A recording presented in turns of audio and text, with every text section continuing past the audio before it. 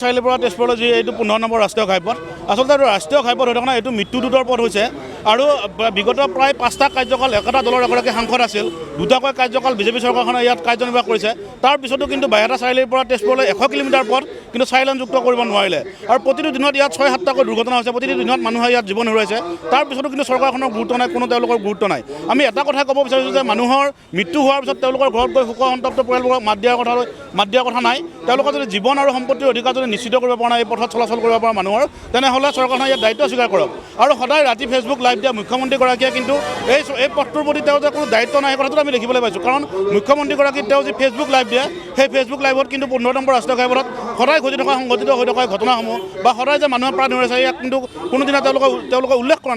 নাই তাৰ লগতে অসম বিধানসভাৰ যি বাজেট অধিৱেশনতো দৰঙৰ কোনো এগৰাকী বিধায়কে কিন্তু এই কথাটো উল্লেখ নকৰিলে আমি এটা কথাই ক'ব বিচাৰোঁ চৰকাৰখনে যদি এই পথছোৱাত চলাচল কৰা মানুহৰ যদি জীৱনৰ যদি তেওঁলোকে নিৰাপত্তা প্ৰদান কৰিব নোৱাৰে তেনেহ'লে চৰকাৰখনে নৈতিক দায়িত্ব স্বীকাৰ কৰি পথছোৱা বন্ধ কৰি দিয়ক যেতিয়ালৈকে তেওঁলোকে পথছোৱা ভালদৰে নিৰ্মাণ কৰিব নোৱাৰে পথছোৱাত মানুহৰ জীৱনৰ নিৰাপত্তা সুনিশ্চিত কৰিব নোৱাৰে তেতিয়ালৈকে তেওঁলোকে দৰকাৰ হ'লে এই পথছোৱা তেওঁলোকে বন্ধ কৰি দিয়ক কিন্তু মানুহক এনেকৈ চলাচল কৰিব দি প্ৰতিদিনত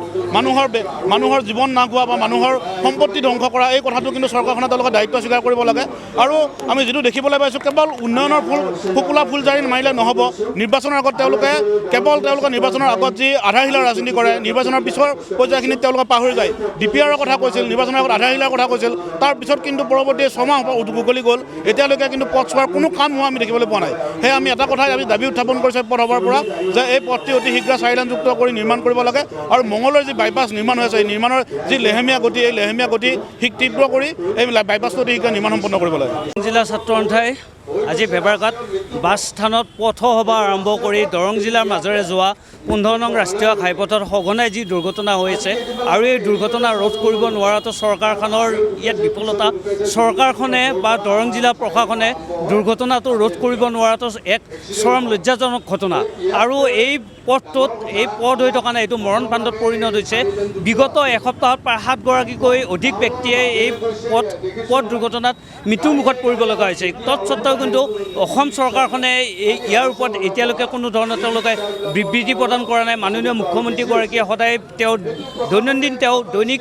ফেচবুক লাইভত থাকে কিন্তু তেখেতৰ ফেচবুক লাইভত এই ৰাস্তাটোত এসপ্তাহত যি 7গৰাকীকৈ অধিক ব্যক্তি পথ দুৰ্ঘটনাত মৃত্যু হ'বলগীয়া হৈছে নিহত হ'বলগীয়া হৈছে এই বিষয়ে কিন্তু এটা কথা বা এটা শব্দও তেখেতে উল্লেখ নকৰিলে আৰু আমাৰ ইয়াৰ পৰা প্ৰতিনিধিত্ব কৰি যিসকলে দিছপুৰ গৈছে দিল্লীত গৈছে সেইসকলে যি ধৰণে নিৰ্লিপ্ততা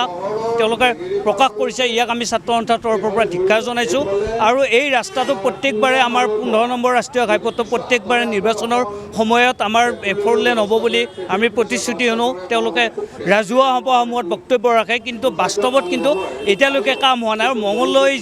মঙললৈ যিছোৱা বাইপাছ নিৰ্মাণ হৈ আছে এই বাইপাছৰ নিৰ্মাণৰ কামটো অতি লেহেমীয়া হৈ আছে নিৰ্বাচনৰ সময়ত প্ৰায় এমাহ-দুমাহমান খুব ভাল ধৰণে কাম কাজখিনি আগবাঢ়িল আৰু এমাহমানৰ পৰা আমি দেখিছোঁ এমাহ-দুমাহৰ পৰা ইয়াত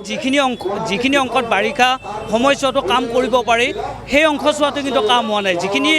অংশত আমাৰ পানীৰ কাৰণে অসুবিধা হয় বাৰিষা বতৰৰ কাৰণে অসুবিধা হয় সেই কথাখিনিক বাদ দিলেও যিখিনি অংশত আমাৰ কাম কৰিব পৰাৰ সফলতা আছে কাম কৰিব পৰা সমল আছে বা কাম কৰিব পৰাৰ সুবিধা আছে সেই সুবিধা থকা অংশখিনিতো কিন্তু এতিয়ালৈকে বাইপাছৰ কাম কাজসমূহ আগবঢ়োৱা নাই গতিকে মঙলদৈৰ বাইপাছৰ অংশখিনি যাতে ক্ষীপ্ৰতাৰে আগবঢ়ায় ইয়াৰ কাৰণে অসম চৰকাৰখনে চোৱা চিতা কৰিব লাগে দৰং জিলা প্ৰশাসনে তাত তৎপৰতা গ্ৰহণ কৰিব লাগে আৰু এই ৰাস্তাটো যি ধৰণৰ ট্ৰেফিক ভলিউম হৈছে ট্ৰেফিক ভলিউমটো যাতে কমাব পাৰি তাৰ কাৰণে দৰং জিলা প্ৰশাসনে ব্যৱস্থা গ্ৰহণ কৰিব লাগে আৰু এই ৰাস্তাটোৰ মাজেৰে 24 ঘণ্টাই যিসমূহ আমাৰ ট্ৰলি যায় সেই ট্ৰলিসমূহৰ কাৰণে কিন্তু আমাৰ দুৰ্ঘটনাটো দিনক দিনে বৃদ্ধি পাইছে গতিকে এই ৰাস্তাটোৰে যোৱা ট্ৰলিসমূহ দিনত বন্ধ কৰিব লাগে আৰু পাৰিলে 24 ঘণ্টাই বন্ধ কৰিব লাগে